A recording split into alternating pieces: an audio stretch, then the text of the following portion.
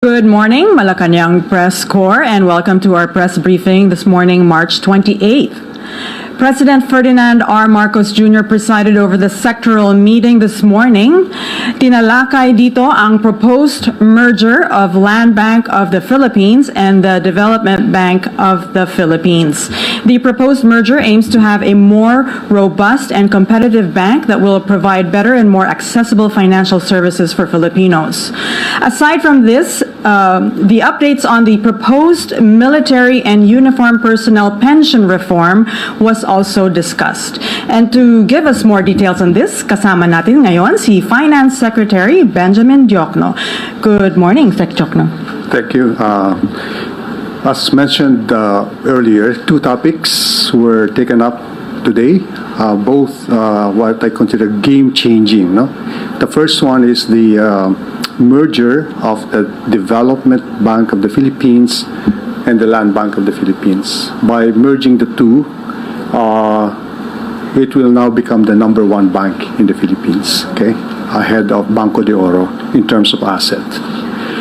Now, the President expressed the desire to merge the two to make it the biggest bank in the country because of the recent financial developments abroad, no?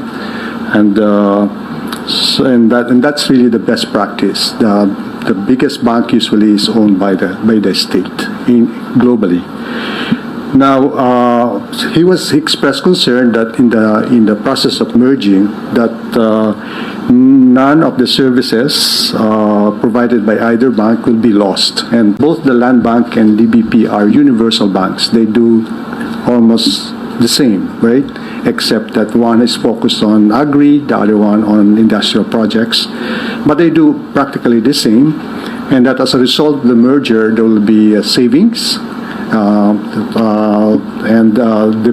The merged bank will be stronger, and in fact, one likely outcome of this is that maybe the interest rate that they will charge will be lower than either of the two at the moment.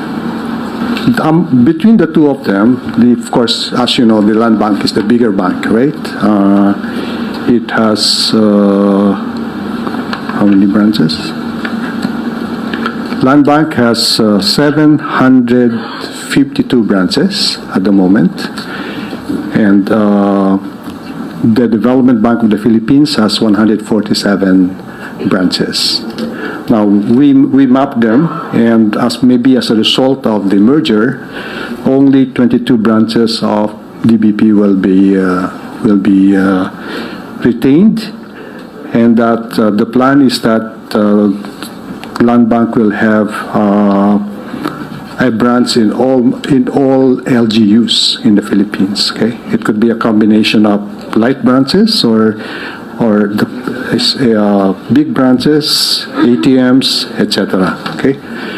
Now, ang advantage nito talaga is that we will be able to save a lot of money for the national government. We estimate that the savings will be in the neighborhood of, at least for the first year, around, let me be more precise, 5 billion. The projected operating cost savings due to the merger could reach at least 5.3 billion per year. So for the next 4 years, at least 20 billion, okay? And this is even understated, because this does not include revenues that can be derived from the sale of redundant assets of DBP's various properties, such as its head office in Makati, a property in BGC, various branch properties, equipment, and licenses, and income that can be derived from the proceeds of such sale. Okay? So any question on the first topic? None? No question? Let me go to the second topic, which is, again, this is another game-changing reform. I said this is more complicated than the first topic because I told the President, your predecessors have decided to kick the can down the road. They don't want to address this. I usually call this the elephant in the room. nobody would like to touch it, and they simply ignore it. And this is the military and uniformed personnel pension reform. Okay. So we met with DILG Secretary Benhar Abalos and DND Secretary Galvez. And let me describe to you the present pension system. No? The pension system covered by this are those from the Armed Forces of the Philippines, the Bureau of Jail Management and Penology, the Bureau of Fire Protection, the PNP, the Philippine Public Safety College, the Philippine Coast Guard, and the Bureau of Corrections. Now, the current pension system is like this. Now, it's fully funded by the national government. In other words, it's appropriated annually in the budget, but there's no contribution from the retirees. Okay, you have a kind of, that's a unique kind of pension system. Right now, I think it's in the neighborhood of around 120 to 130 billion pesos in the 2023 budget. The MUP pension is automatically indexed to the salary of the personnel of the same rank. In other words, if you are a retiree, if you're a general getting X amount of money, if the salary of the incumbent is doubled, you get your pension doubled also. Okay. Third, when MUPs or military uniform personnel retired, they're given one rank higher. Okay, granted one rank higher. And so a pension can be received after 20 years of service with no minimum pensionable age. So some of them, they get recruited at the age of 20, so they can already retire at the age of 40. Okay, and you know how long their lives are, right? Military people, they live longer than us. Okay, some at the age of 90. Okay, so they retire at 40, they get their pension up to age 90. Isn't that ridiculous? Okay, so we want to reform them, and right now the situation is so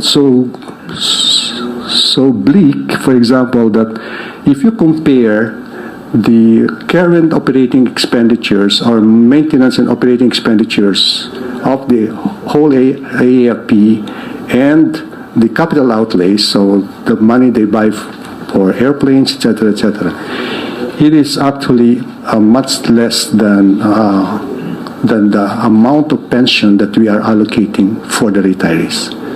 So there will come a time when the current budget will only be about one third or 1/4 of the money that we're paying for the pensioners. Okay, so we have to really address that issue. It's not sustainable. And I said, if this goes on, there will be a fiscal collapse. So, what are the major recommendations? Again, let me compare. You have three groups of people: the military uniform personnel, you have the private sector, the SSS, those who retired under SSS, and those who retired under GSIS, government workers. The average monthly pension, this is monthly, of a military personnel is 40,000 pesos. Compare that to what an SSS retiree gets. It's 4,528. Okay? And what a GSIS personnel get, 13,600. So that the pension that is received by a military pensioner is 9 times higher than the average pension of a pensioner under the Social Security system, and 3 times higher than the average pension under the government service insurance system. So we have 4 proposals. Number 1 is for the reform to apply to all active personnel and new entrants.